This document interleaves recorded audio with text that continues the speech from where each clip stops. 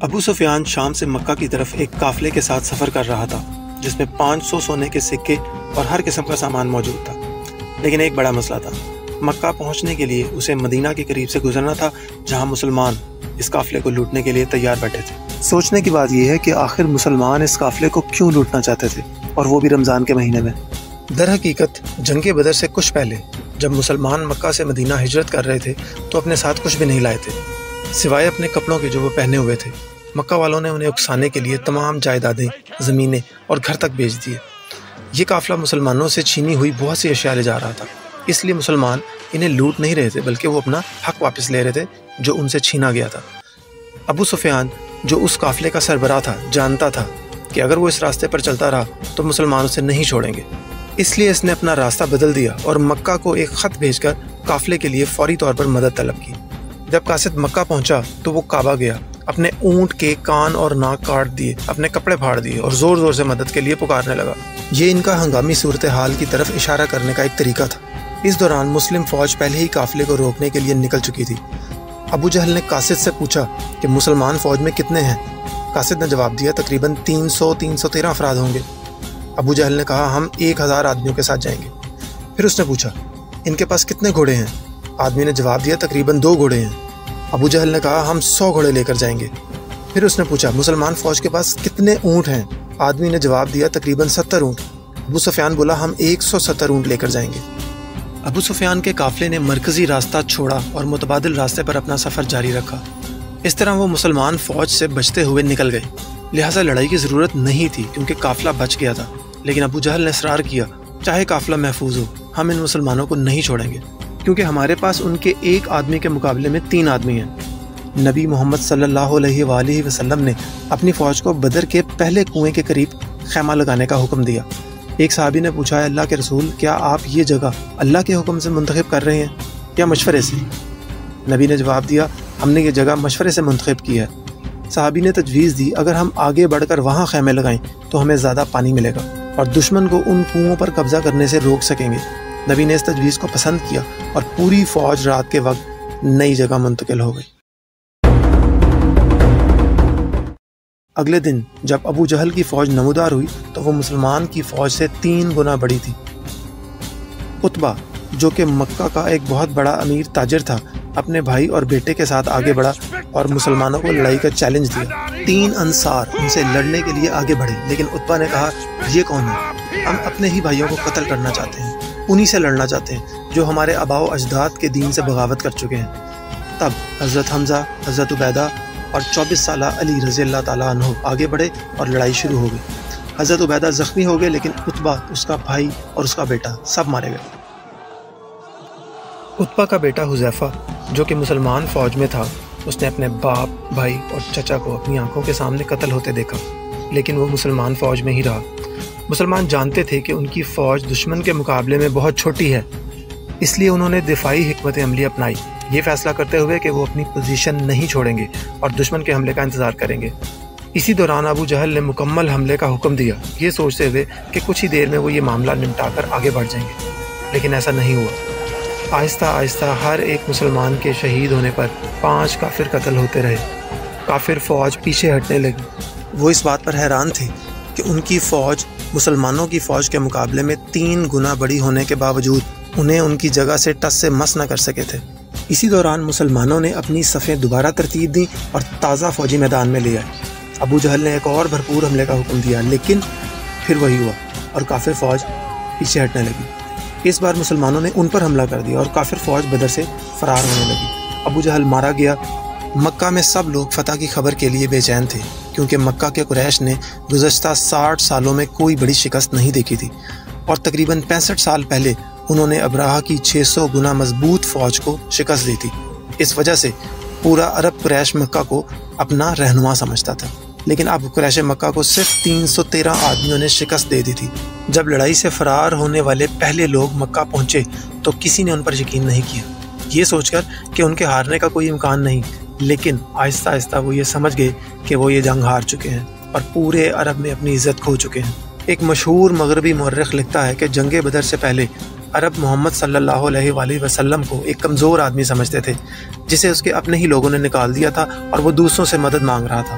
لیکن جنگ بدر کے بعد محمد صلی اللہ علیہ وآلہ وسلم کو پورے عرب میں ایک بادشاہ اور فوجی ماہر کے طور پر جانا جانے لگا تھا، کیونکہ اس نے ایک ایسی فوج کو شکست دی تھی جو اس کی فوج کے مقابلے میں 3 گنا بڑی تھی۔ جب مسلمان مدینہ سے واپس آئے اور اپنی فتح کی خبر سنائی تو ہر جگہ خوشی اور جشن منایا گیا۔ تاہم جب نبی محمد صلی اللہ علیہ وآلہ وسلم اپنے گھر میں داخل ہوئے تو انہیں معلوم ہوا کہ ان کی پیاری بیٹی رقیہ، جن سے وہ بہت محبت فرماتے تھے، چند دن پہلے انتقال کر گئی ہیں۔ اس سے انہیں بہت غم ہوا، لیکن انہوں نے مسلمانوں کی خوشی اور جشن کو جاری رکھنے کے لیے اپنے غم کا ذکر کسی سے نہ کیا۔ لیکن یہ جشن زیادہ دیر تک جاری نہ رہ سکا، کیونکہ اس بار ابو سفیان مسلمانوں سے بدلہ لینے کے لیے پورے عرب سے 3000 آدمیوں کی فوج کو اکٹھا کرنے کی تیاری میں لگ چکا تھا۔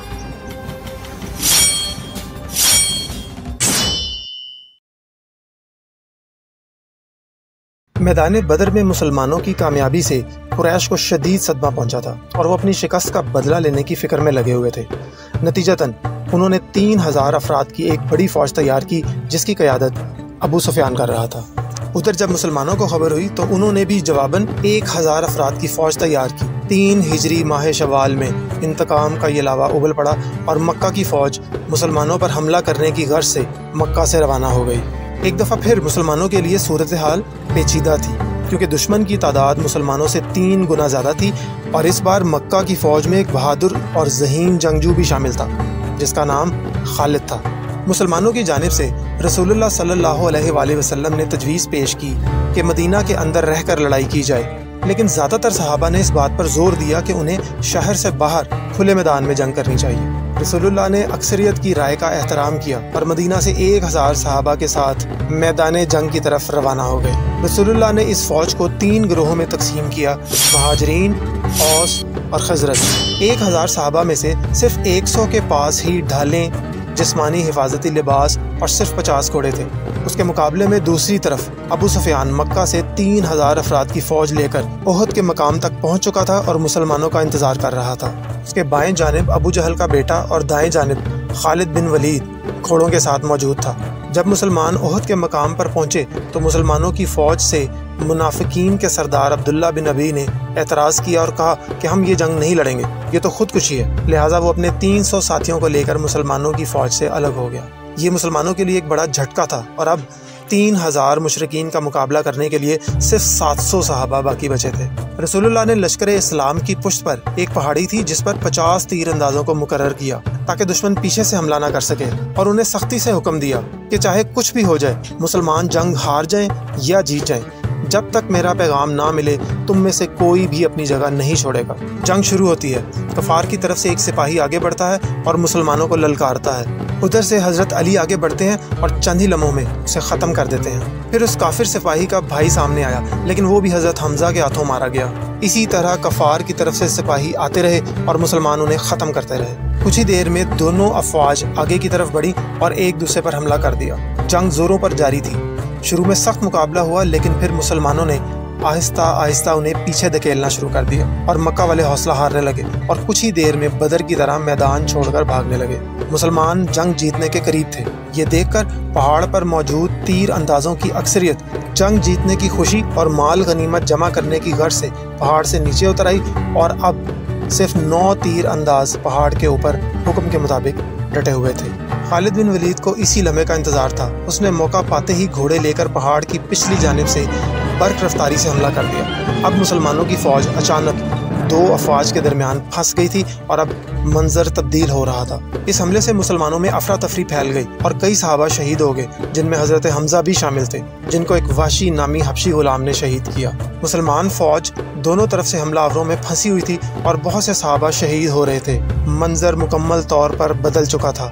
مسلمان جیتی ہوئی جنگ ہار رہے تھے۔ اسی اثنا میں ایک افواہ پھیل گئی کہ حضرت محمد صلی اللہ علیہ وآلہ وسلم شہید ہو گئے ہیں۔ اس افواہ سے مسلمانوں میں مزید بے چینی پھیل گئی، کیونکہ خالد بن ولید کے حملے کے دوران ایک گروہ نے رسول اللہ کے خیمے پر حملہ کر دیا تھا، جہاں صرف 9 صحابہ آپ کی حفاظت کے لیے موجود تھے۔ لڑائی یہاں تک پہنچی کہ آپ کا ایک دانت مبارک شہید ہوا، لیکن حضرت طلحہ اور باقی صحابہ نے آپ کی بھرپور حفاظت کی اور آپ کو بچائے رکھا۔ جب ان 9 میں سے 7 صحابہ شہید ہو گئے تو کفار کو لگا کہ انہوں نے آپ کو بھی شہید کر دیا ہے۔ اسی دوران مسلمان فوج جو آگے لڑ رہی تھی کسی نہ کسی طرح نکلی اور پیچھے کی طرف بھاگتے ہوئے آپ صلی اللہ علیہ وآلہ وسلم کو بحفاظت لے کر پہاڑ کے اوپر چڑھنے میں کامیاب ہو گئے۔ اب مسلمانوں نے پہاڑ کے اوپر خود کو پھر سے ترتیب دیا اور لڑنے کے لیے تیار ہو گئے۔ مکہ والوں کے گھوڑے پہاڑ پر چڑھنے میں کامیاب نہ ہو سکے اور گھوڑوں کے بغیر ان کی اوپر آنے کی رفتار کافی سست تھی، جس کی وجہ سے مسلمان انہیں اوپر سے آسانی سے نشانہ بنا سکتے تھے۔ تب ابو سفیان نے فیصلہ کیا کہ اب مزید لڑنے کی ضرورت نہیں ہے اور اس نے واپسی کا فیصلہ کیا۔ لیکن واپسی سے قبل ابو سفیان نے حضرت عمر سے پوچھا کہ کیا ہم نے محمد صلی اللہ علیہ وآلہ وسلم کو ختم کر دیا ہے؟ حضرت عمر نے جواب دیا بالکل نہیں، وہ بالکل خیریت سے ہیں اور تم جو کہہ رہے ہو وہ خود سن رہے ہیں۔ اس پر ابو سفیان آگ بگولا ہو گیا کیونکہ اس کا جنگ لڑنے کا مقصد ہی آپ کو شہید کرنا اور مدینہ پر قبضہ کرنا تھا، اور دونوں ہی مقاصد پورے نہیں ہو پائے تھے۔ تاریخ میں بہت سے لوگ اس جنگ کو مسلمانوں کی شکست قرار دیتے ہیں، لیکن حقیقت یہ تھی کہ قریش کے کوئی بھی اہداف پورے نہ ہو سکے تھے۔ مسلمانوں کو اس جنگ سے سب سے بڑا سبق یہ ملا کہ چاہے کچھ ہو جائے اپنے لیڈر کے حکم کے خلاف نہیں جانا، اور پھر آنے والے کئی سالوں میں بڑی بڑی لڑائیوں کے دوران مسلمانوں نے کبھی اپنے لیڈر کے حکم کی خلاف ورزی نہیں کی۔ مکہ کی فوج واپس تو چلی گئی تھی، لیکن اس بار ابو سفیان نے پورے عرب سے 10,000 کی فوج جمع کر کے مسلمانوں پر حملہ کرنے کی تیاری شروع کر دی تھی۔ ابو سفیان احد کی جنگ جیتنے کے بعد انتہائی پر اعتماد ہو گیا تھا کہ اب تو ہم ان مسلمانوں کو نہیں چھوڑیں گے۔ چنانچہ اس نے مکہ میں 10,000 فوجیوں کو تیار کرنا شروع کر دیا۔ اس کے جنون کا اندازہ یہاں سے لگایا جا سکتا تھا کہ اگر مدینہ کی پوری آبادی کو ملا لیا جاتا تب بھی 10,000 لوگ نہیں بنتے تھے، جبکہ اس نے 10,000 سپاہیوں کی فوج تیار کر لی تھی۔ دراصل یہ 10,000 کی فوج بہت سے گروہوں کا مجموعہ تھی جو مسلمانوں کے خلاف تھے اور ان کو زیر کرنا چاہتے تھے۔ ابو سفیان نے ان سب کو ایک فوج میں اکٹھا کر لیا اور یوں اتنی بڑی فوج وجود میں آئی۔ کافروں کی ان تیاریوں کا جب رسول اللہ کو پتہ چلا تو انہوں نے فوراً مسلمان فوج کے رہنماؤں سے ملاقات کی۔ سب کو پتہ تھا کہ اتنی بڑی فوج سے لڑنا ممکن نہیں ہو پائے گا، لہٰذا انہیں کچھ اور حکمت عملی اپنانی پڑے گی۔ اس ملاقات میں فارس کے ایک مسلمان حضرت سلمان فارسی بھی شامل تھے۔ انہوں نے مشورہ دیا کہ مدینہ 3 اطراف سے پہاڑوں کی وجہ سے محفوظ ہے، اس لیے ہم نے صرف ایک طرف سے مدینہ کو محفوظ کرنا ہے، اور وہ ہے اس کی شمالی سمت۔ مدینہ میں جو یہودی ہیں وہ ہمارے دوست ہیں اور ہمیں ان سے کوئی مسئلہ نہیں ہوگا۔ اگر ہم اس طرف ایک خندق کھود لیں تو ممکن ہے کہ ہم مشرکین کا مقابلہ کر سکیں۔ سب نے اس رائے سے اتفاق کیا اور خندق کی کھدائی پر کام شروع کر دیا گیا۔ یہ خندق 6 کلومیٹر لمبی تھی۔ اس کا اندازہ آپ یوں لگا سکتے ہیں کہ اگر کوئی شخص مسلسل 1 گھنٹے تک تیزی سے چلتا رہے تو وہ تقریباً 6 کلومیٹر کا فاصلہ طے کرے گا۔ خندق کھودنے کے دوران وہاں ایک بڑا پتھر نکل آیا جو لاکھ کوششوں کے باوجود بھی نہیں ٹوٹ رہا تھا۔ صحابہ نے رسول اللہ کو بلایا۔ آپ صلی اللہ علیہ وآلہ وسلم نے ایک کلہاڑا اٹھایا اور زور سے پتھر پر مارا اور فرمایا شام میرا ہے۔ آپ نے دوسری مرتبہ پھر ضرب لگائی اور فرمایا ایران بھی میرا ہے، اور جب آپ نے تیسری ضرب لگائی تو پتھر ٹوٹ گیا۔ تب آپ نے فرمایا کہ یمن کے محلات کی چابیاں بھی مجھے سونپ دی گئی ہیں۔ صحابہ حیران تھے، انہوں نے اپنی آنکھوں کے سامنے معجزہ ہوتے دیکھا تھا، لیکن وہ سوچ رہے تھے کہ یہ کیسے ممکن ہے کہ شام، ایران اور یمن جیسی طاقتیں ہمیں مل جائیں گی۔ لیکن آج ہم یہ جانتے ہیں کہ ایران، شام اور یمن کیا، یہ پورا علاقہ ان کا ہے۔ کفار کے 10,000 فوجی مدینہ پہنچے تو وہ خندق دیکھ کر حیران رہ گئے، کیونکہ انہیں اس کا بالکل بھی اندازہ نہیں تھا۔ اگر وہ اچانک حملہ کرتے تو وہ یقیناً مسلمانوں کو ختم کر سکتے تھے، کیونکہ ان کی فوج مسلمانوں کی کل آبادی سے بھی زیادہ تھی۔ دونوں افواج دور سے ایک دوسرے کو دیکھ رہی تھیں۔ مسلمان اطمینان میں تھے، اگر کوئی مشرکین کی فوج سے آگے بڑھتا تو مسلمان ان پر تیر برسا دیتے، جس سے وہ ختم ہو جاتا یا پھر واپس بھاگ جاتا۔ اس طرح کئی روز گزرنے کے باوجود مسلمانوں نے کامیابی سے مشرکین کی فوج کو خندق سے پرے روکے رکھا۔ کافی دن تک یہ سب معاملہ چلتا رہا۔ تنگ آ کر کفار کے ایک گروہ نے کسی طرح خندق پار کر لی۔ اس گروہ میں ابو جہل کا بیٹا اکرمہ بھی شامل تھا۔ حضرت علی آگے بڑھے اور مقابلے کے بعد ان کے لیڈر کو قتل کر دیا، جس سے باقی لوگ بھی ڈر کر بھاگ نکلے۔ واضح طور پر لگ رہا تھا کہ مکہ والے جنگ ہار رہے ہیں، لیکن اس موقع پر ابو سفیان نے ایک زبردست چال چلی۔ وہ جانتا تھا کہ مدینہ کے اندر موجود یہودی مسلمانوں کے دوست نہیں ہیں، تو اگر وہ مسلمانوں کے گھروں میں ان کی عورتوں اور بچوں پر حملہ کر دیں تو مسلمان فوج کو یقیناً پیچھے ہٹنا پڑے گا۔ اور اس وقت وہ خندق پار کر کے مسلمان فوج پر حملہ کر دیں گے۔ جب ابو سفیان نے یہودیوں کو یہ پیشکش کی تو انہوں نے یہ پیشکش فوراً قبول کر لی اور مسلمانوں سے کیے ہوئے تمام معاہدے توڑ دیے۔ یہ ایک مشکل صورتحال تھی۔ مسلمانوں کو دو محاذوں پر لڑنا پڑ رہا تھا، ایک طرف کفار اور دوسری طرف اندرونی غدار یہودی۔ رسول اللہ نے اس صورتحال سے نکلنے کے لیے فیصلہ کیا کہ کافروں کی فوج سے معاہدہ کر لیا جائے کہ مدینہ میں ہر سال جو بھی فصل اگتی ہے اس کا 1/3 حصہ انہیں دے دیا جایا کرے گا۔ اس پر صحابہ نے دریافت کیا، اے اللہ کے رسول، اگر تو یہ اللہ کا حکم ہے تو ٹھیک ہے، اور اگر آپ ہمارے گھر بار اور بچوں کو بچانے کے لیے اتنی بڑی قیمت دے رہے ہیں تو ایسا مت کریں، ہم آخری دم تک لڑیں گے۔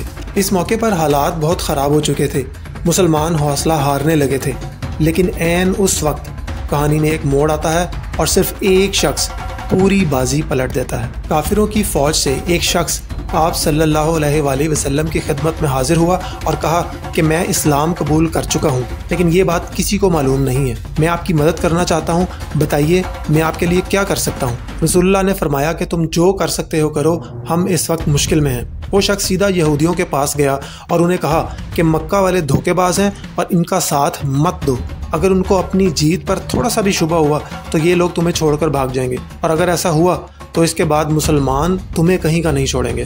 اگر اب بھی تم مکہ والوں کا ساتھ دینا چاہتے ہو تو ان سے ضمانت کے طور پر کچھ لوگ مانگ لو، اگر وہ سچے ہوئے تو ضرور ضمانت دیں گے۔ اس کے بعد وہ شخص سیدھا ابو سفیان کے پاس گیا اور کہا کہ یہودی کبھی کسی سے وفا نہیں کرتے، وہ مسلمانوں کے ساتھ ملے ہوئے ہیں اور آپ کو دھوکہ دے رہے ہیں۔ اس پر مکہ والوں نے یہودیوں سے کہا کہ تم لوگ مسلمانوں پر حملہ کر دو، جیسے ہی تم حملہ کر دو گے تو ادھر سے ہم بھی مسلمانوں پر حملہ کر دیں گے اور ان کو ختم کر ڈالیں گے۔ یہودیوں نے کہا کہ ٹھیک ہے، ہم حملہ کرنے کے لیے تیار ہیں، پر آپ ضمانت کے طور پر اپنے کچھ لوگ ہمارے حوالے کر دیں۔ لیکن مکہ والوں نے انکار کر دیا، جس پر یہودیوں کو لگا کہ یہ تو واقعی ہمارے ساتھ دھوکہ کر رہے ہیں۔ اس طرح مکہ والوں کا یہودیوں کے ساتھ گٹھ جوڑ ختم ہو گیا اور مسلمان جو دو افواج کے درمیان پھنسے ہوئے تھے ان کے شکنجے سے نکل آئے، اور اب ان کا مقابلہ صرف مکہ والوں کے ساتھ تھا، کیونکہ مدینہ کے اندر سے جو خطرات لاحق تھے وہ اب ختم ہو چکے تھے۔ 1 مہینے تک خندق کے اطراف رہنے سے مکہ والوں کی ہمت بالکل جواب دے چکی تھی، ان کے حوصلے پست ہو چکے تھے۔ تب ایک روز شدید صحرائی طوفان آیا اور مکہ والوں کے تمام خیمے، جنگی ساز و سامان، بستر سب کچھ اکھاڑ کر لے گیا، اور مکہ والے اس طوفان کی وجہ سے واپس بھاگنے پر مجبور ہو گئے۔ جب کافر چلے گئے تو مسلمانوں نے فوراً یہودیوں سے رابطہ بحال کیا۔ جب آپ صلی اللہ علیہ وآلہ وسلم مدینہ آئے تھے تب آپ نے یہودیوں کے ساتھ مل کر ایک معاہدہ کیا تھا کہ مدینہ میں یہودی اپنے قانون کے مطابق رہیں گے اور مسلمان اپنے قانون کے مطابق رہیں گے، اور یہودیوں نے اس قانون کی خلاف ورزی کی تھی جس کی سزا صرف موت تھی۔ یہودیوں کے لیڈر نے اپنے لوگوں کو مشورہ دیا کہ ہم اپنی عورتوں اور بچوں کو خود مار ڈالتے ہیں اور اس کے بعد ہم مسلمانوں سے آخری دم تک لڑیں گے، لیکن کسی نے بھی اس کی رائے سے اتفاق نہیں کیا۔ رسول اللہ نے سعد بن معاذ کو فیصلہ کرنے کے لیے مقرر کیا، انہوں نے ان کی عورتوں اور بچوں کو چھوڑ دیا اور مردوں کو قانون کے مطابق سزا دی۔ اس کے بعد پورے عرب کو یہ بات سمجھ آ گئی تھی کہ اب وہ مسلمانوں کا کچھ نہیں بگاڑ سکتے۔ مسلمان ایک آزاد، باوقار اور مضبوط قوم بن چکے تھے، اور آپ صلی اللہ علیہ وآلہ وسلم ایک طاقتور بادشاہ۔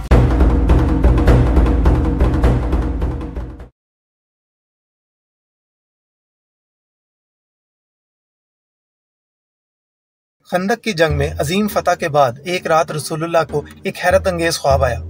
آپ نے خود کو اپنے صحابہ کے ساتھ خانہ کعبہ کا طواف کرتے دیکھا۔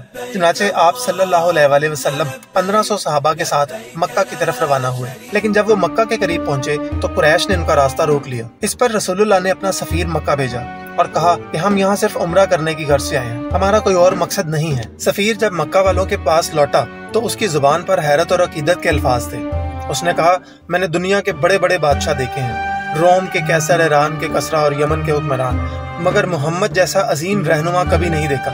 ان کے پیروکاروں کی عقیدت کا یہ عالم ہے کہ وہ وضو کرتے ہیں تو لوگ ان کے جسم سے گرتے پانی کے قطروں کو زمین تک نہیں پہنچنے دیتے۔ ایسے شخص اور اس کے ساتھیوں کے خلاف لڑنا ناممکن ہے۔ جب قریش کے ساتھ مذاکرات کی نوبت آئی تو رسول اللہ نے حضرت عمر کو مکہ بھیجنے کا ارادہ کیا، لیکن حضرت عمر جو اپنی بہادری اور ایمانی طاقت کے لیے مشہور تھے، انہوں نے ایک حقیقت کی طرف اشارہ کیا۔ انہوں نے فرمایا، یا رسول اللہ، مکہ میں میرا کوئی ایسا قریبی اور طاقتور رشتہ دار نہیں جو میری جان کی حفاظت کر سکے، کیونکہ میرا تعلق بنو عدی سے ہے۔ یہ قریش کا ایک قابل احترام قبیلہ تو ہے، لیکن اتنی طاقت اور اثر و رسوخ نہیں رکھتا۔ حضرت عمر نے نہایت دانش مندی سے مشورہ دیا، یا رسول اللہ، میرے بجائے آپ حضرت عثمان کو مکہ بھیجیں، کیونکہ ان کا تعلق بنو امیہ سے ہے، جو قریش کا سب سے مضبوط اور مالدار قبیلہ ہے۔ یہ مشورہ اس لحاظ سے بھی بے حد اہم تھا کہ بنو امیہ کا قبیلہ مکہ میں طاقت اور رسوخ کا محور تھا، جو حضرت عثمان کے لیے حفاظت اور مذاکرات میں کامیابی کا ضامن بن سکتا تھا۔ حضرت عثمان مکہ میں مذاکرات کے لیے گئے، مگر کئی دن گزر گئے اور ان کی کوئی خبر نہ آئی۔ اس تاخیر نے مسلمانوں میں بے چینی پھیلا دی، اور پھر اچانک یہ افواہ گردش کرنے لگی کہ حضرت عثمان کو شہید کر دیا گیا ہے۔ اس زمانے میں سفیر کا قتل کھلم کھلا جنگ کا اعلان سمجھا جاتا تھا، اور یہ خبر مسلمانوں کے لیے ناقابل برداشت تھی۔ اس افواہ کے بعد صحابہ کرام دل میں جوش و غیرت لیے رسول اللہ کے گرد جمع ہو گئے۔ ایک درخت کے نیچے، جسے تاریخ میں درخت رضوان کے نام سے یاد کیا جاتا ہے، انہوں نے رسول اللہ کے ہاتھ پر بیعت کی۔ اس بیعت میں یہ عہد کیا گیا کہ اگر حضرت عثمان کی شہادت سچ ثابت ہوئی تو وہ سب اپنی جانوں کا نذرانہ پیش کرنے کے لیے تیار ہوں گے، لیکن حضرت عثمان کے خون کا بدلہ ضرور لیں گے۔ لیکن یہ افواہ محض ایک غلط فہمی ثابت ہوئی، اور کچھ ہی وقت کے بعد حضرت عثمان بالکل صحیح سلامت واپس لوٹ آئے۔ اس کشیدہ اور تناؤ بھرے ماحول میں بالآخر مسلمانوں اور قریش کے درمیان ایک تاریخی معاہدہ طے پایا۔ اس معاہدے سے وقتی طور پر جنگ کے بادل چھٹ گئے، لیکن اس کی شکیں بہت خاص تھیں، جیسا کہ مسلمان اس سال نہیں بلکہ اگلے سال عمرہ کرنے آئیں گے۔ مکہ اور مدینہ کے درمیان 10 سال تک کوئی جنگ نہیں ہوگی۔ اگر کوئی شخص مدینہ سے مکہ واپس جا کر اسلام کو ترک کر دے تو اسے کوئی سزا نہیں دی جائے گی، لیکن اگر مکہ سے کوئی فرد مدینہ جا کر اسلام قبول کر لے تو اسے فوراً واپس مکہ بھیج دیا جائے گا۔ یہ شرائط بظاہر مسلمانوں کے لیے ناگوار تھیں، لیکن رسول اللہ کی حکمت عملی کچھ اور ہی کہانی بن رہی تھی۔ معاہدے کی شرائط سن کر کسی بھی صحابی کو یہ پسند نہ آیا، لیکن رسول اللہ کی بصیرت اور حکمت کا کوئی مقابلہ نہ تھا۔ آپ نے تمام صحابہ کی رائے کو سمجھتے ہوئے بھی ان کے جذبات کو ایک طرف رکھا اور اس معاہدے پر مہر ثبت کر دی۔ جب معاہدے پر دستخط کرنے کے لیے مکہ کی طرف سے ایک نمائندہ آیا تو اس لمحے ایک حیران کن واقعہ پیش آیا۔ اس شخص کا بیٹا مکہ سے بھاگ کر مدینہ پہنچا اور اسلام قبول کر لیا اور وہاں پر پہنچ گیا، لیکن اس وقت معاہدے کی شرائط کے تحت اس نوجوان کو مکہ والوں کے حوالے کر دیا گیا۔ معاہدے کی شکوں میں واضح طور پر درج تھا کہ اگر کوئی آدمی مکہ سے مدینہ آتا ہے تو اسے واپس کر دیا جائے گا، لیکن حیرت کی بات یہ تھی کہ عورتوں کا اس میں کوئی ذکر نہیں تھا۔ اس کا مطلب یہ تھا کہ اگر کوئی عورت اسلام قبول کر کے مدینہ آتی ہے تو اسے رہنے کی اجازت دی جائے گی، جبکہ مردوں کو واپس بھیج دیا جائے گا۔ پھر ایک دن ایک شخص جس کا نام ابو بصیر تھا مدینہ آیا۔ رسول اللہ صلی اللہ علیہ وآلہ وسلم نے اسے بھی معاہدے کی پابندی کرتے ہوئے واپس بھیج دیا، مگر ابو بصیر کی ہمت کمزور نہ ہوئی۔ انہوں نے کسی طرح مکہ اور مدینہ کے درمیان ایک محفوظ جگہ تلاش کی اور وہاں رہنے لگے۔ یہ ایک نئے باب کا آغاز تھا۔ جب بھی مکہ سے کوئی شخص مدینہ آتا تو اسے واپس بھیج دیا جاتا، مگر اب وہ مکہ جانے کے بجائے ابو بصیر کے ساتھ رہنے لگتے۔ ابو بصیر کی قیادت میں اس نئی آبادی نے مکہ والوں کے تجارتی قافلوں کو نقصان پہنچانا شروع کر دیا۔ مکہ کی تجارت کو زبردست دھچکا لگا اور ان کو شدید مالی نقصان سے دوچار ہونا پڑا۔ یہ صورتحال قریش کے لیے شدید تشویش کا باعث بنی، اور انہوں نے جلد ہی فیصلہ کیا کہ اب انہیں اس معاہدے کا تیسرا نقطہ جو انہوں نے اپنی مرضی سے شامل کیا تھا ختم کرنا ہوگا۔ قریش نے فیصلہ کیا کہ آج سے اگر کوئی شخص مکہ سے مدینہ جائے تو اسے وہاں بھرپور عزت و احترام کے ساتھ رہنے دیا جائے۔ آہستہ آہستہ یہ معاہدہ قریش کے لیے ایک بوجھ بنتا گیا۔ اس معاہدے کی ایک خاص شک یہ بھی تھی کہ 10 سال تک کوئی لڑائی نہیں ہوگی۔ یہ ایک ایسا موقع تھا جس کا رسول اللہ نے بھرپور فائدہ اٹھایا۔ آپ نے اس معاہدے کے دوران دنیا کی بڑی طاقتوں جیسے حبشہ، ایران اور روم کے بادشاہوں کو اسلام کی دعوت دینے کی غرض سے خطوط لکھے۔ حبشہ کا بادشاہ اتنا متاثر ہوا کہ اس نے اسلام قبول کر لیا، لیکن روم کے بادشاہ کو یہ سب بہت حیرت انگیز لگا۔ انہوں نے اپنے دربار میں ایک اجلاس بلایا جس میں ابو سفیان اور کچھ دیگر عربی شخصیات نے شرکت کی۔ جب ابو سفیان اور ان کے ساتھی رومی دربار میں پیش ہوئے تو انہوں نے محمد صلی اللہ علیہ وآلہ وسلم کے کردار کے بارے میں گفتگو کی۔ رومی حکام محمد صلی اللہ علیہ وآلہ وسلم کی شخصیت سے خاصے متاثر ہوئے اور یہ اعتراف کیا کہ انہیں اس بات کا علم تھا کہ ایک نبی آنے والا ہے، مگر یہ توقع نہیں تھی کہ وہ عربیوں میں سے ہوگا۔ ایران کے بادشاہ خسرو کو جب خط ملا تو وہ بہت برہم ہوا اور بولا کہ کیا تم مجھے صحرا سے آ کر زندگی گزارنے کا طریقہ سکھاؤ گے؟ پھر اس نے رسول اللہ کا خط پھاڑ دیا اور 2 لوگوں کو رسول اللہ کو قتل کرنے کے لیے مدینہ روانہ کیا۔ اس کے کچھ ہی دن بعد خسرو کے بیٹے نے جو اسلام قبول کر چکا تھا اپنے ہی باپ کو قتل کر ڈالا۔ جب وہ دونوں لوگ مدینہ پہنچے تو رسول اللہ نے انہیں بلایا اور جب انہیں بتایا کہ جس بادشاہ نے تمہیں مجھے قتل کرنے کے لیے بھیجا تھا اس کے بیٹے نے اس کو مار ڈالا ہے، تو وہ بہت حیران ہوئے اور واپس چلے گئے۔ یوں اسلام کا نام دنیا بھر میں پھیلنے لگا، جبکہ مکہ کے ساتھ 10 سال تک جنگ بندی کی وجہ سے مسلمانوں نے اپنی تمام تر توجہ مکہ کے بجائے خیبر کی طرف مرکوز کر دی۔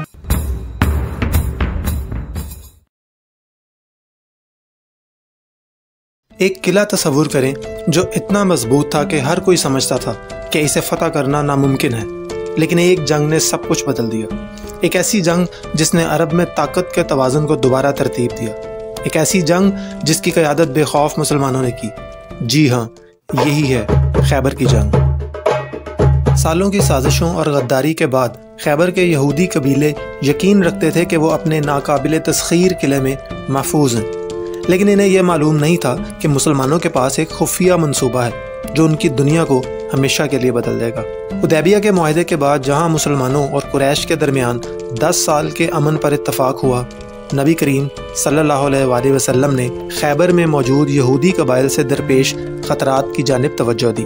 یہ قبائل مسلسل سازشوں میں مصروف تھے اور غزوہ خندق میں بھی ان کی غداری کا بہت بڑا ہاتھ تھا، لیکن اب مکہ سے امن کے بعد خیبر کے یہودیوں سے ہمیشہ کے لیے نمٹنے کا یہ ایک بہترین موقع تھا۔ خیبر کوئی عام بستی نہیں تھی جہاں علاقے کی بہترین فصلیں اور پھل پیدا ہوتے تھے۔ یہودی خیبر سے اپنی اشیاء عرب بھر میں برآمد کرتے، جس سے ان کے خزانے سونے اور چاندی سے بھرے ہوتے تھے، لیکن اس سے بڑھ کر خیبر اپنے قلعوں کی وجہ سے جانا جاتا تھا۔ کل 8 قلعے، جن میں سب سے مضبوط قلعے کو تقریباً ناقابل تسخیر سمجھا جاتا تھا۔ آپ صلی اللہ علیہ وآلہ وسلم نے ایک انتہائی سوچے سمجھے منصوبے کے تحت 1500 بہادر مسلمانوں کے ساتھ خیبر کی طرف ایک مہم کی قیادت کی۔ اس مہم کو خفیہ رکھا گیا تاکہ حیرت کا عنصر برقرار رہے، لیکن کچھ مدینہ کے منافقوں نے یہ خبر خیبر کے یہودیوں کو پہنچا دی۔ اس کے باوجود یہودیوں نے اس خطرے کو سنجیدگی سے نہیں لیا۔ وہ اپنے قلعوں کی مضبوطی پر پراعتماد تھے اور اپنی روزمرہ کی زندگی جاری رکھے ہوئے تھے۔ یہ صبح کا وقت تھا، یہودی اپنے کھیتوں میں کام کر رہے تھے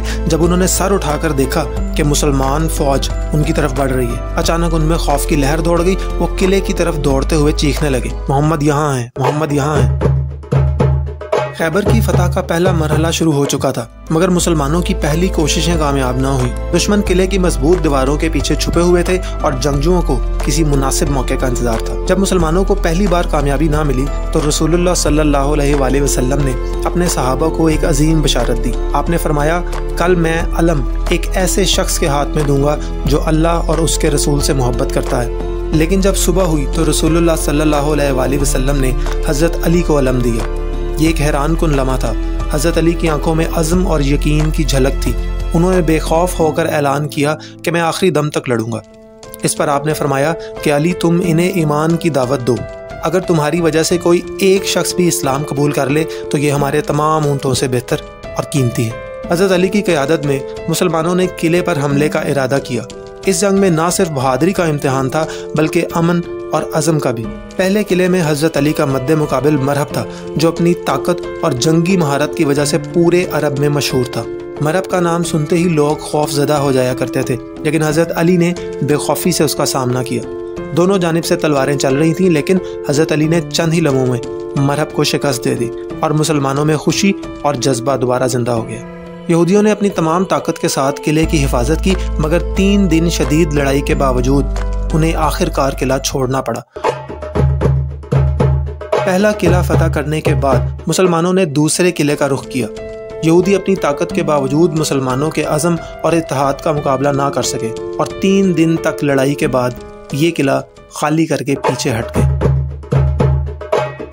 یہودیوں نے اپنی چالاکی کا مظاہرہ کرتے ہوئے خفیہ راستوں کے ذریعے خوراک اور پانی حاصل کرنا شروع کر دیا تھا، لیکن مسلمانوں کے لیے یہ ایک اہم انکشاف اس وقت ہوا جب ایک یہودی جاسوس نے یہ راز افشا کیا کہ یہودیوں نے قلعے کے نیچے خفیہ راستے بنائے ہوئے ہیں۔ مسلمانوں نے فوراً یہ خفیہ راستے بند کر دیے، جس کے بعد یہودی مجبور ہو کر قلعے سے باہر آ گئے اور مسلمانوں کے ساتھ میدان جنگ میں لڑنے لگے۔ بہادری اور عزم کے ساتھ مسلمانوں نے تیسرا قلعہ بھی فتح کر لیا اور یہودیوں کو ایک بار پھر پیچھے ہٹنا پڑا۔ تیسرے قلعے کی فتح کے بعد مسلمان چوتھے قلعے کی جانب بڑھے، لیکن یہاں بھی یہودیوں نے سخت مزاحمت کی۔ لڑائی جاری رہی، مگر مسلمانوں کے عزم نے انہیں ایک اور کامیابی دلائی۔ چوتھا قلعہ بھی یہودیوں کے ہاتھ سے نکل گیا۔ یہ قلعے مسلمانوں کی بہادری اور قیادت کی علامت بن گئے۔ ہر قلعے کی فتح ایک نئی امید اور نئے حوصلے کی نشاندہی کرتی تھی۔ خیبر کی مہم میں سب سے مشکل قلعہ 5واں قلعہ ثابت ہوا، جو مسلمانوں کے سامنے ایک پہاڑ جیسی رکاوٹ کی طرح کھڑا تھا۔ یہ قلعہ ایک بلند پہاڑی پر واقع تھا، جہاں یہودیوں نے اپنی دفاعی حکمت عملی کے تحت اپنے خاندانوں کو محفوظ کیا ہوا تھا۔ نہ صرف خواتین اور بچوں کو یہاں رکھا گیا تھا، بلکہ یہودیوں کا سارا مال دولت، سونا چاندی بھی اسی قلعے میں محفوظ تھے۔ یہودیوں کی دولت کا یہ ذخیرہ مسلمانوں کے لیے ایک اہم نشانہ تھا، لیکن قلعے کی مضبوطی اور اس کی دفاعی پوزیشن نے مسلمانوں کے لیے اسے فتح کرنا انتہائی مشکل بنا دیا تھا۔ مسلمانوں نے کئی حملے کیے، لیکن ہر بار انہیں ناکامی کا سامنا کرنا پڑا۔ یہاں کوئی واضح راستہ نہ ہونے کی وجہ سے مسلمان بے بس نظر آنے لگے، مگر رسول صلی اللہ علیہ وسلم نے ایک نئی حکمت عملی متعارف کروائی۔ نبی کریم نے جدید ٹیکنالوجی کا استعمال کرتے ہوئے ریمز اور کیٹاپلٹس کا انتظام کیا، جنہیں منجنیق بھی کہا جاتا تھا، جو قلعے کی دیواروں کو توڑنے کے لیے استعمال کیے جانے والے آلات تھے۔ مسلمانوں نے قلعے کی دیواروں پر شدید بمباری کی اور بالآخر قلعے کی ایک جانب کی دیوار منہدم ہو گئی۔ جیسے ہی یہودیوں نے دیوار کو گرتے ہوئے دیکھا، ان میں خوف و ہراس پھیل گیا۔ یہودی اپنی شکست کو قریب دیکھتے ہوئے قلعے کے دوسرے حصے کی جانب بھاگنے لگے۔ اسی دوران وہ اپنے قیمتی مال و دولت کو بھی چھوڑنے پر مجبور ہو گئے۔ مسلمانوں نے اس موقع سے بھرپور فائدہ اٹھایا اور طاقتور حملہ کر کے یہودیوں کو مکمل شکست دے دی۔ یہودیوں نے شدید مزاحمت کے باوجود آخرکار ہار مان لی، لیکن اس کے بعد ایک حیران کن اور اہم موڑ آیا۔ آپ صلی اللہ علیہ وآلہ وسلم نے فتح کے بعد یہودیوں کو معاف کر دیا اور ایک معاہدہ طے پایا کہ خیبر کی پیداوار کا آدھا حصہ مسلمانوں کو دیا جائے گا۔ یہ معاہدہ مسلمانوں کے لیے نہ صرف فتح کی علامت تھا، بلکہ خیبر کی زمینوں سے پیدا ہونے والے پھلوں اور خوراک کا آدھا حصہ بھی مسلمانوں کے لیے ایک مستقل فائدہ بن گیا۔ 5ویں قلعے کی فتح، جو مسلمانوں کے لیے سب سے بڑا چیلنج تھا، بالآخر اللہ کی مدد اور نبی صلی اللہ علیہ وآلہ وسلم کی حکمت عملی سے ممکن ہوئی۔ یہ مسلمانوں کی ثابت قدمی، صبر اور قیادت کی بہترین مثال بن گئی۔ صلح حدیبیہ ایک انتہائی اہم موڑ تھا، جس نے مسلمانوں اور کفار مکہ کے درمیان 10 سال تک کے لیے امن قائم کر دیا۔ یہ امن محض جنگ سے بچنے کے لیے نہیں تھا، بلکہ ایک حکمت عملی تھی جس نے مسلمانوں کو ایک نیا راستہ دیا۔ اس معاہدے کے نتیجے میں مسلمانوں کو پہلی بار موقع ملا کہ وہ بنا کسی خوف کے اپنی توجہ دعوت اسلام پر مرکوز کریں۔ اسی ماحول میں 2 غیر معمولی شخصیات نے اسلام کے دامن کو تھام لیا، خالد بن ولید اور عمر بن عاص۔ اسلام عرب کے صحراؤں سے نکل کر تیزی سے دنیا میں پھیل رہا تھا، اور رسول صلی اللہ علیہ وآلہ وسلم نے اپنی دعوت کا پیغام مزید دور تک پہنچانے کا فیصلہ کیا۔ آپ نے رومن سلطنت کی طرف ایک سفیر روانہ کیا تاکہ اسلام کا پیغام پہنچایا جا سکے، لیکن سفارتی تعلقات کی اس اہمیت کے باوجود ایک ناقابل تصور واقعہ پیش آیا۔ انہوں نے سفیر کو بے دردی سے قتل کر دیا۔ یہ واقعہ محض ایک قتل نہیں تھا، یہ ایک اعلان جنگ تھا۔ اس وقت کی روایات کے مطابق سفیر کی حرمت نہایت اہم سمجھی جاتی تھی۔ سفیر کو قتل کرنا جنگ چھیڑنے کے مترادف تھا۔ اس وقت جب رسول اللہ کو اپنے سفیر کے قتل کی خبر ملی تو معاملے کی سنگینی کا اندازہ کرتے ہوئے آپ نے فوری طور پر ایک فوج تیار کرنے کا حکم دیا۔ یہ کوئی عام بات نہیں تھی، بلکہ مسلمانوں کی تاریخ کا سب سے بڑا لشکر تھا، جس میں 3000 صحابہ شامل تھے۔ جب رومیوں کو یہ خبر ملی کہ صرف 3000 مسلمان ان کے مقابلے کے لیے آ رہے ہیں، تو یہ ان کے لیے محض ایک مذاق تھا۔ رومی کمانڈر نے مسلمانوں کو ایک چھوٹی سی مخلوق سمجھا اور یہ دعویٰ کیا کہ ان 3000 مسلمانوں میں سے کوئی ایک بھی زندہ واپس نہیں جائے گا۔ جب رسول اللہ نے جنگ مطاع کے لیے لشکر تیار کیا تو سپہ سالاری کی ذمہ داری حضرت زید بن حارثہ کو سونپی گئی۔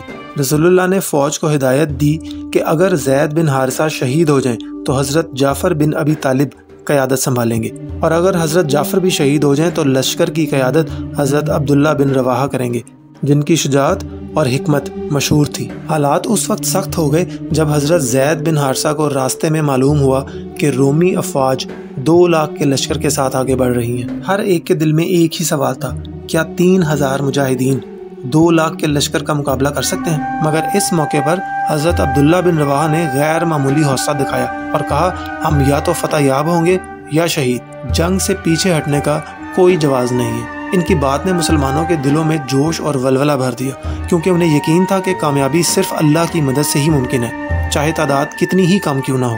یہاں مسلمانوں نے ایک زبردست حکمت عملی اپنائی۔ انہوں نے جنگ کے میدان کو خود منتخب کیا اور 2 پہاڑوں کے درمیان اپنے لشکر کو روک لیا۔ یہ ایک انتہائی سمجھداری سے اٹھایا گیا قدم تھا، کیونکہ اگر مسلمان کھلے میدان میں رومیوں کے مقابلے میں ہوتے تو دشمن چاروں طرف سے انہیں گھیر سکتا تھا اور اپنی تعداد کا بھرپور فائدہ اٹھا سکتا تھا، لیکن ان پہاڑوں کی موجودگی نے رومی فوج کے پھیلاؤ کو محدود کر دیا، جس سے ان کی بڑی تعداد کسی حد تک بے اثر ہو گئی۔ اب جنگ محض تعداد کی نہیں تھی، بلکہ حکمت عملی اور ایمان کی طاقت کی تھی۔ جنگ کا آغاز ہوا اور حضرت زید بن حارثہ، جو رسول صلی اللہ علیہ وآلہ وسلم کے مقرر کردہ پہلے سپہ سالار تھے، انہوں نے جھنڈا اٹھایا۔ وہ انتہائی بہادری اور عزم کے ساتھ دشمن کے سامنے ڈٹے رہے، لیکن دشمن کی بھاری لشکر کے سامنے لڑتے ہوئے وہ آخر کار شہید ہو گئے۔ ان کی شہادت کے بعد مسلمانوں کی فوج میں کچھ لمحوں کے لیے خاموشی چھا گئی، لیکن پھر فوراً حضرت جعفر بن ابی طالب، جو کہ رسول اللہ کے چچا زاد بھائی بھی تھے، انہوں نے جھنڈا سنبھالا اور دشمن کے خلاف بھرپور حملہ کیا۔ حضرت جعفر کی قربانی تاریخ میں لازوال مثال بن گئی۔ جب دشمن نے ان کے دائیں ہاتھ کو کاٹ دیا تو انہوں نے ہمت نہیں ہاری اور جھنڈے کو بائیں ہاتھ میں تھام لیا۔ پھر جب بایاں ہاتھ بھی کٹ گیا تو انہوں نے جھنڈے کو سینے سے لگا کر جنگ جاری رکھی، لیکن بالآخر وہ بھی شہید ہو گئے۔ جب جنگ کے بعد حضرت جعفر کا جسم ملا تو اس پر 50 سے زائد تلواروں کے زخموں کے نشان موجود تھے، اور ایک بھی نشان ان کی پیٹھ پر نہیں تھا، جو ان کی غیر معمولی بہادری کی علامت تھا۔ اب مسلمانوں کے لیے بڑا چیلنج تھا۔ 2 عظیم سپہ سالار شہید ہو چکے تھے اور لشکر کو لیڈر کی ضرورت تھی۔ رسول اللہ کے حکم کے مطابق حضرت عبداللہ بن رواحہ نے جھنڈا سنبھالا اور دشمن کے خلاف میدان میں اترے۔ وہ بھی بے خوف ہو کر دشمن کا مقابلہ کرتے رہے، لیکن شہادت ان کی قسمت میں بھی لکھی جا چکی تھی۔ حضرت زید، حضرت جعفر اور حضرت عبداللہ کی شہادت کے بعد مسلمانوں نے فیصلہ کیا کہ اب مزید انتظار نہیں کیا جا سکتا، لہٰذا جنگ کے دوران حضرت خالد بن ولید کو مسلمانوں نے اپنا لیڈر منتخب کر لیا۔ یہ ایک نازک لمحہ تھا، کیونکہ رومیوں کے خلاف فتح حاصل کرنا ناممکن سمجھا جا رہا تھا، لیکن اگر مسلمان اس جنگ سے پیچھے ہٹ جاتے تو رومی انہیں کمزور سمجھ کر مدینہ پر حملہ کر سکتے تھے۔ یہاں مسلمانوں نے ایک اہم چال چلی۔ انہیں اپنی جنگی حکمت عملی کو تبدیل کرنا تھا، تاکہ وہ نہ صرف اس لڑائی میں موجود رہیں بلکہ اپنی طاقت کا مظاہرہ بھی کریں۔ چنانچہ اس رات حضرت خالد بن ولید نے اپنی فوج کی صف بندی کو نئے سرے سے ترتیب دیا۔ انہوں نے دائیں جانب کے سپاہیوں کو بائیں جانب منتقل کیا اور پچھلے دستے کو آگے لانے کا فیصلہ کیا۔ یہ ایک سوچا سمجھا قدم تھا جو دشمن کو دھوکہ دینے کے لیے کیا گیا تھا۔ اگلی صبح جب جنگ کا آغاز ہوا تو پہاڑوں کی چوٹیوں سے دھواں بلند ہونے لگا، اور ساتھ ہی دور سے آنے والی ڈھول کی آوازوں نے رومیوں کے دلوں میں ہلچل مچا دی۔ انہیں یہ احساس ہونے لگا کہ شاید مسلمانوں کی مدد کے لیے مدینہ سے ایک بڑی فوج آ رہی ہے۔ اس دوران مسلمانوں کی فوج انتہائی منظم انداز میں جنگ سے پیچھے ہٹنے لگی۔ یہ ایک چال تھی جس کے تحت وہ چاہتے تھے کہ رومی فوج ان کا پیچھا کرے۔ ایسا لگتا تھا کہ رومیوں کو ایک کھلا میدان فراہم کیا جا رہا ہے جہاں وہ اپنی حکمت عملی کے تحت ان کا سامنا کر سکیں۔ رومیوں کی فوج یہ دیکھ کر گہرے شک و شبے میں مبتلا ہو گئی۔ انہوں نے سوچا کہ مسلمان ایک بڑی چال چل رہے ہیں۔ وہ یہ سمجھنے لگے کہ مسلمان چاہتے ہیں کہ ہم ان کا پیچھا کریں تاکہ کھلے میدان میں یہ اپنی بڑی فوج کے ساتھ ہمیں چاروں طرف سے گھیر کر ختم کر ڈالیں۔ رومیوں نے مسلمانوں کا پیچھا نہیں کیا اور مسلمان فوج آہستہ آہستہ پیچھے ہٹنے لگی، حتیٰ کہ مدینہ پہنچ گئی۔ یہ جنگ صرف رومیوں اور مسلمانوں کے درمیان نہیں تھی، بلکہ پوری دنیا اس معرکے کو بڑی توجہ سے دیکھ رہی تھی۔ یہ ایک اہم لمحہ تھا، کیونکہ یہ پہلا موقع تھا جب عربوں نے عظیم رومی سلطنت کی طاقت کو چیلنج کیا تھا۔ اس جنگ نے یہ ثابت کر دیا کہ صحیح حکمت عملی، عزم اور ایمان کے ساتھ ایک چھوٹی سی جماعت بھی عظیم طاقتوں کا سامنا کر سکتی ہے۔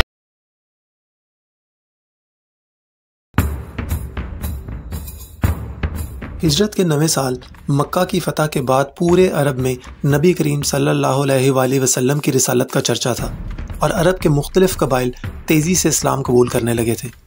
عرب میں اسلام کا غلبہ ہو چکا تھا اور اب مسلمانوں کو عرب کے اندر کسی سے خطرہ نہیں تھا، لیکن عرب کے باہر روم کی عظیم سلطنت کے حکمرانوں کو یہ اسلامی اتحاد پسند نہیں آیا۔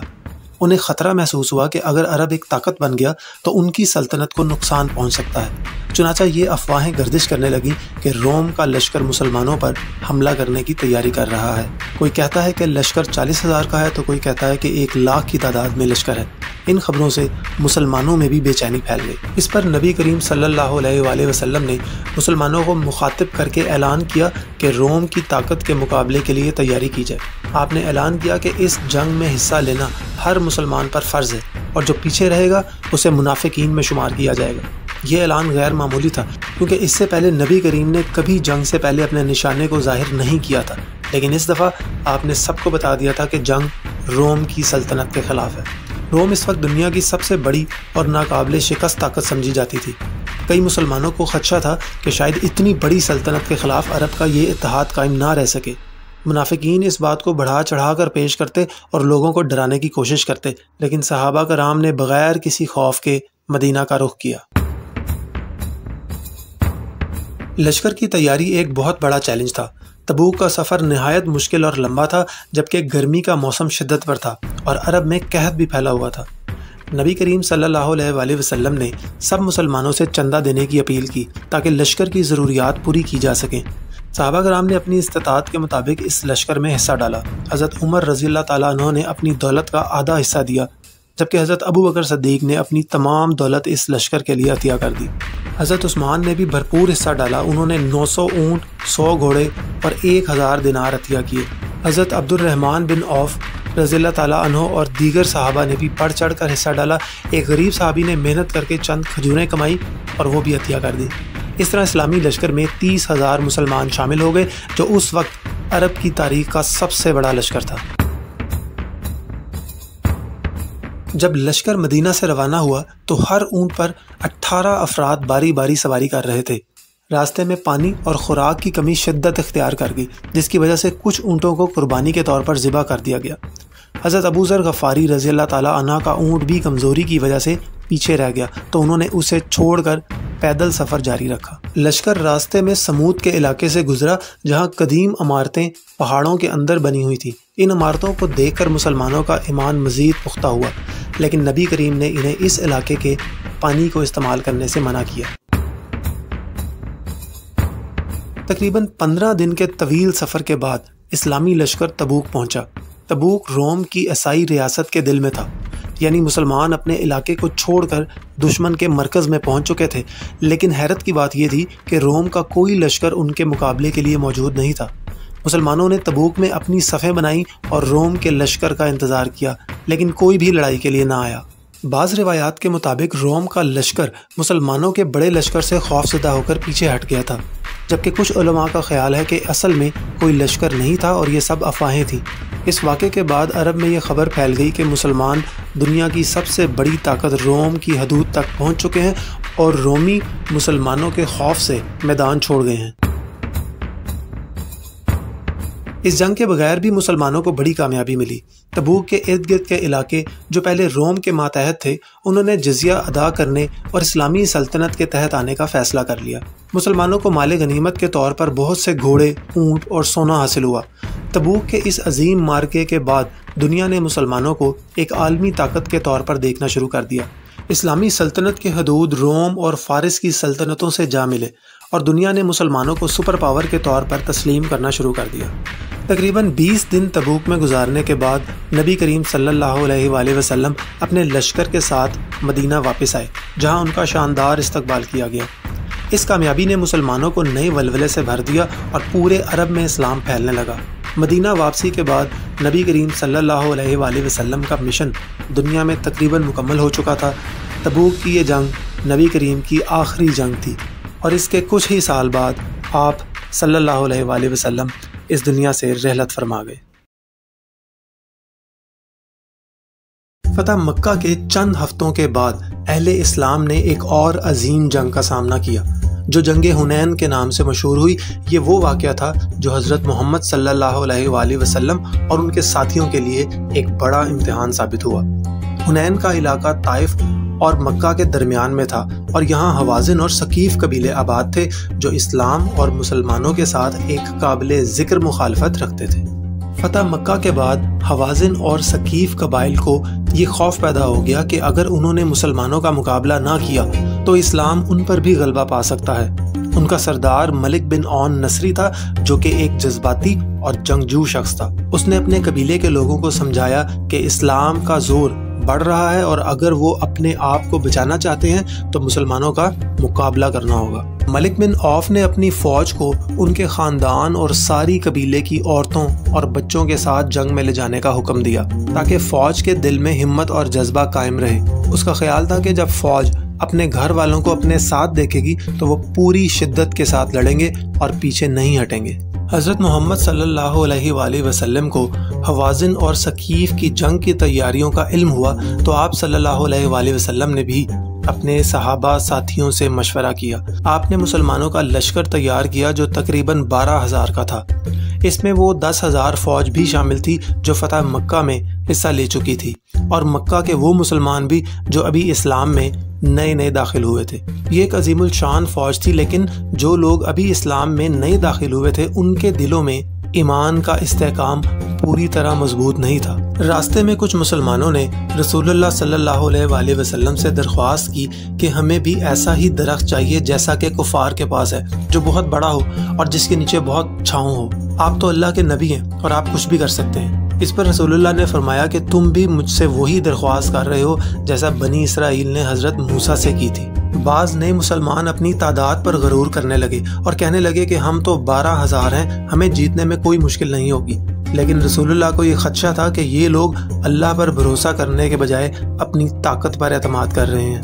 حضرت محمد صلی اللہ علیہ وآلہ وسلم نے اپنی فوج کے ساتھ حنین کے میدان کا رخ کیا، لیکن حوازن کے لوگ مسلمانوں پر حملہ کرنے کے لیے تیار بیٹھے تھے۔ یہ جنگ حنین کی وادی میں ہونی تھی جو ایک ایسے علاقے میں تھا کہ جہاں سے مسلمانوں کے نکلنے کا کوئی دوسرا راستہ نہیں تھا۔ صبح کے وقت منہ اندھیرے جب مسلمان فوج حنین کی وادی میں داخل ہوئی تو اچانک حوازن کی فوج جو پہاڑوں کے اوپر اور پیچھے چھپی ہوئی تھی، انہوں نے مسلمانوں پر تیروں اور پتھروں سے حملہ کر دیا۔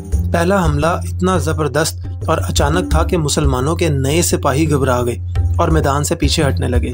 یہ لمحہ مسلمانوں کی فوج کے لیے ایک بہت بڑا امتحان بن گیا تھا۔ یہ دیکھ کر کچھ صحابہ نے بھی پیچھے ہٹنا شروع کر دیا، لیکن حضرت محمد صلی اللہ علیہ وآلہ وسلم نے اپنے قدم جمائے رکھے اور اپنے ساتھی صحابہ کو آواز دی، میں اللہ کا نبی ہوں اور میدان کو کبھی نہیں چھوڑوں گا۔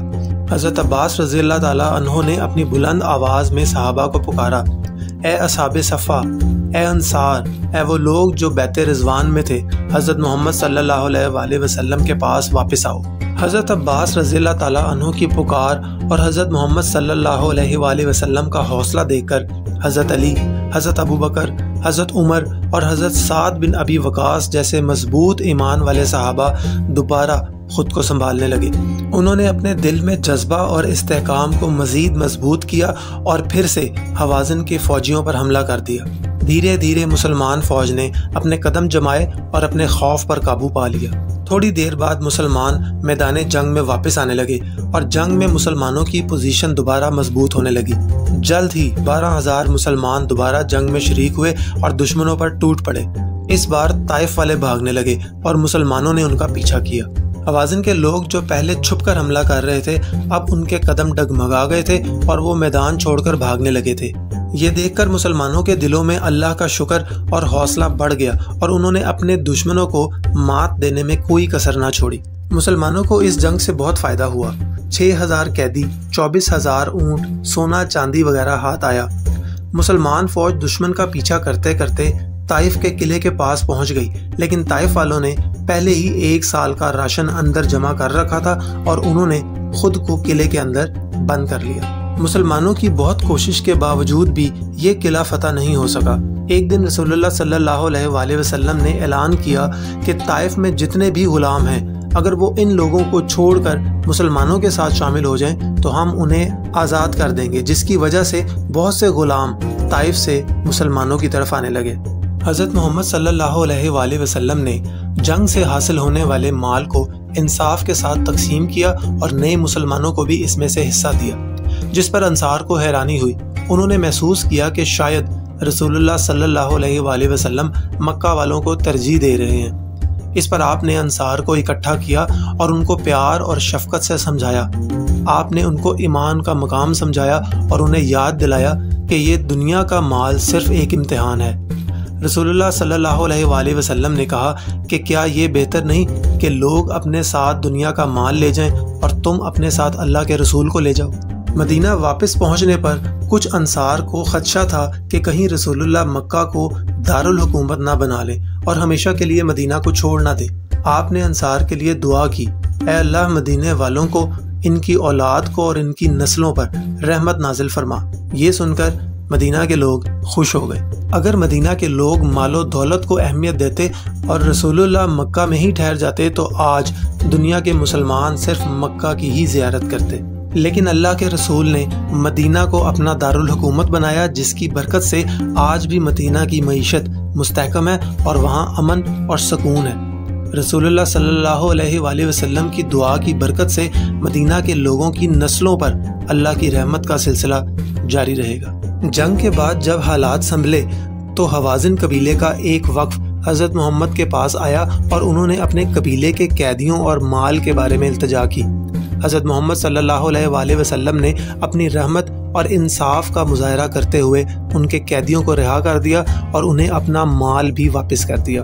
یہ دیکھ کر حوازن کے لوگوں کے دلوں میں اسلام اور حضور صلی اللہ علیہ وآلہ وسلم کے لیے عزت اور محبت پیدا ہوئی اور کئی لوگ مسلمان ہو گئے۔ جنگ حنین کا یہ واقعہ مسلمانوں کے لیے ایک بہت بڑا سبق ہے۔ یہ جنگ اس بات کا ثبوت ہے کہ جب لوگ اللہ اور اس کے رسول پر پورا یقین رکھتے ہیں تو وہ کسی بھی مشکل کا سامنا کر سکتے ہیں۔ اللہ تعالیٰ نے اپنے رسول اور ان کے ساتھیوں کو اس جنگ میں کامیابی اور عزت سے نوازا اور انہیں یہ درس دیا کہ مشکل وقت میں اللہ کا امتحان اور اس کی مدد دونوں آتے ہیں۔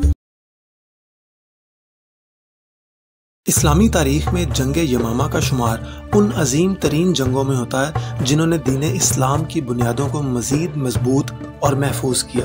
یہ وہی جنگ ہے جس نے مسلمانوں کو اتحاد اور قربانی کا سبق دیا، اور اسی جنگ کے نتیجے میں قرآن مجید کو ایک مکمل کتاب کی صورت میں جمع کرنے کا عمل شروع ہوا۔ اس جنگ کی ابتدا حضرت ابوبکر صدیق رضی اللہ تعالیٰ عنہ کی خلافت کے آغاز میں ہوئی، جب عرب کے مختلف قبائل نے بغاوت کی، زکوٰۃ دینے سے انکار کیا اور کچھ نے تو نبوت کے جھوٹے دعوے تک کر ڈالے۔ ان جھوٹے دعویٰ کرنے والوں میں سب سے طاقتور اور خطرناک شخص مسیلمہ کذاب تھا، جو بعد میں تاریخ کا بدنام ترین جھوٹا نبی کہلایا۔ حضرت ابوبکر صدیق رضی اللہ تعالیٰ عنہ کے دور خلافت کے آغاز پر ایک عظیم آزمائش مسلمانوں کے سامنے آئی۔ حضور صلی اللہ علیہ وآلہ وسلم کی رحلت کے بعد متعدد قبائل نے سوچا کہ شاید مسلمانوں کی طاقت میں کمی آ چکی ہے اور اب اسلام کا نظام کمزور ہو گیا ہے۔ کچھ نے اپنے ہی لوگوں کو پیغمبر مان کر اسلام کے اصولوں میں بغاوت کی۔ مسیلمہ کذاب ان بغاوت کرنے والوں میں سب سے زیادہ خطرناک تھا، کیونکہ اس نے اسلام کے بنیادی عقائد کو بگاڑ کر اپنے قبیلے بنو حنیفہ کو گمراہ کیا اور بہت سے قبائل کو اپنے جال میں پھنسا لیا۔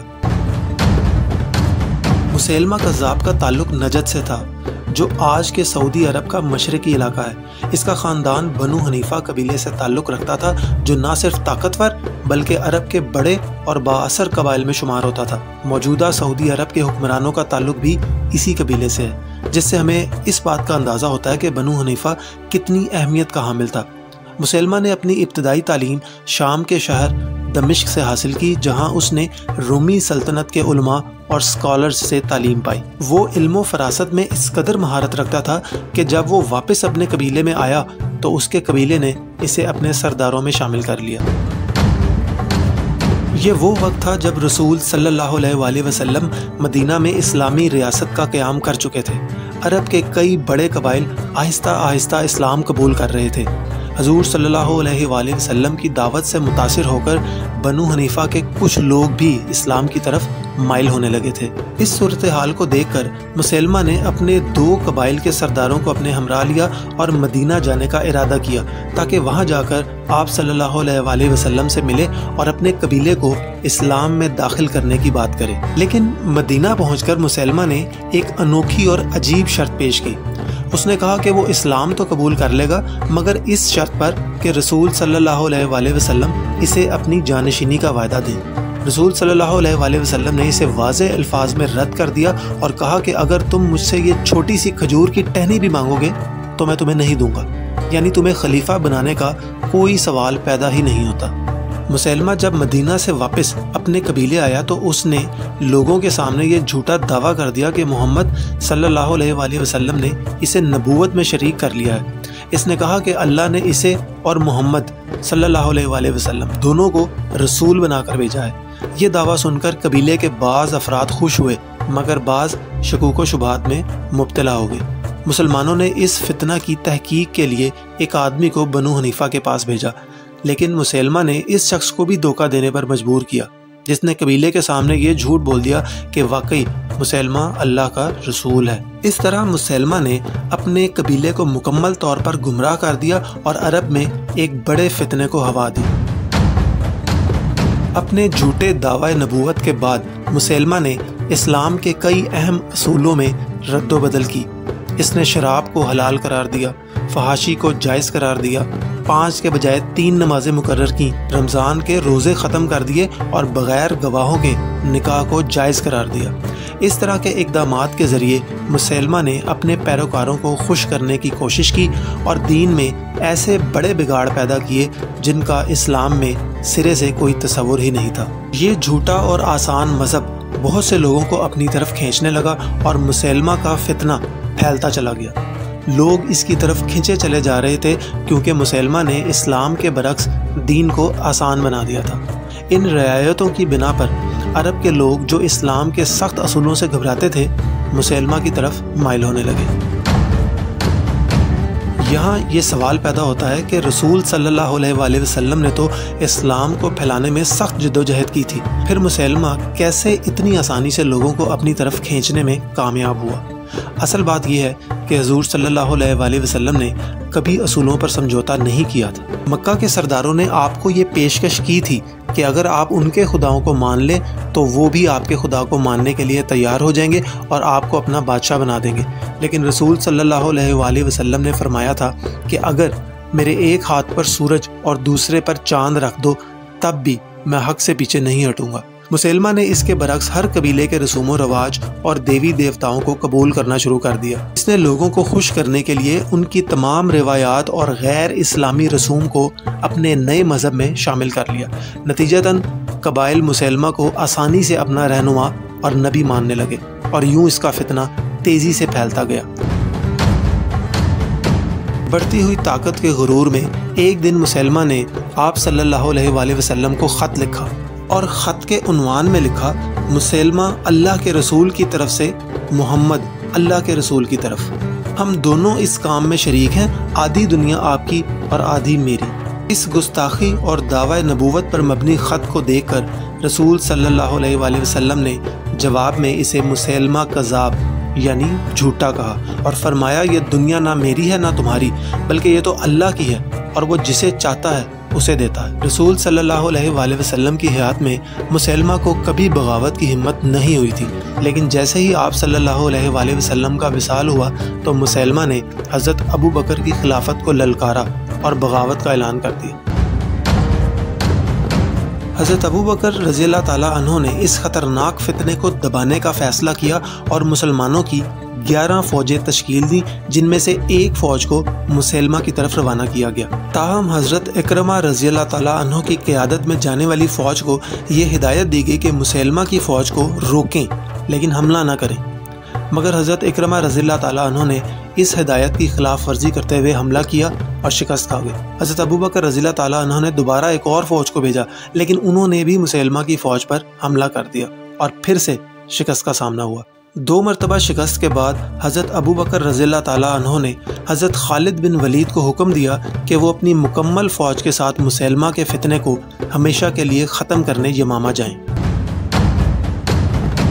حضرت خالد بن ولید رضی اللہ تعالیٰ عنہ 13,000 مسلمانوں کی فوج لے کر یمامہ کے میدان میں پہنچے جہاں ان کے سامنے مسیلمہ کی 40,000 کی فوج تیار کھڑی تھی۔ جنگ کے آغاز میں مسیلمہ کی فوج نے مسلمانوں کو للکارا۔ مسلمانوں کی فوج کے جوابی حملے میں حضرت عمر رضی اللہ تعالیٰ عنہ کے بھائی زید بن خطاب اور دیگر صحابہ رضی اللہ تعالیٰ عنہ نے دشمنوں کو ختم کر دیا، لیکن مسیلمہ کی فوج تعداد میں زیادہ ہونے کی وجہ سے مسلمانوں کو شدید مشکلات کا سامنا کرنا پڑا۔ جنگ اس قدر شدید ہوئی کہ مسیلمہ کی فوج نے مسلمانوں کو پیچھے دھکیل کر ان کے خیموں تک پہنچا دیا جہاں مسلمان عورتیں اور حضرت خالد بن ولید کی اہلیہ بھی موجود تھیں۔ حالات اس قدر سنگین ہو گئے کہ ایسا لگنے لگا تھا کہ شاید اب مسلمان یہ جنگ ہار جائیں گے، اور مسیلمہ مدینہ پر حملہ کر دے گا۔ حضرت خالد بن ولید رضی اللہ تعالیٰ عنہ نے اس نازک صورتحال میں فیصلہ کیا کہ وہ دشمن کے مرکز پر حملہ کریں گے۔ چنانچہ انہوں نے حضرت زید بن خطاب رضی اللہ تعالیٰ عنہ اور دیگر بہادر صحابہ کے ساتھ دشمن کی صفوں میں گھس کر حملے شروع کیے اور مسیلمہ کے بہت سے جنگجوؤں کو قتل کیا۔ مسلمان فوج نے جب اپنے رہنماؤں کو بے خوفی سے دشمن کی صفوں میں لڑتے دیکھا تو ان کا حوصلہ بلند ہوا اور وہ بھرپور طاقت سے واپس لڑائی میں شامل ہو گئے۔ مسلمانوں نے اتنی شدت سے حملہ کیا کہ مسیلمہ کی فوج پسپا ہونے لگی اور وہ بھاگ کر ایک باغ میں چھپ گئی جسے حدیقۃ الموت یعنی موت کا باغ کہا جاتا تھا۔ یہ قلعہ نما باغ چاروں طرف سے دیواروں سے گھرا ہوا تھا۔ مسیلمہ نے اپنے فوجیوں سمیت باغ میں داخل ہونے کے بعد اندر سے دروازے بند کر لیے۔ مسلمان فوج باہر سے حملہ کرنے کی کوشش تو کر رہی تھی مگر دیواریں مضبوط ہونے کی وجہ سے کامیابی حاصل نہیں ہو پا رہی تھی۔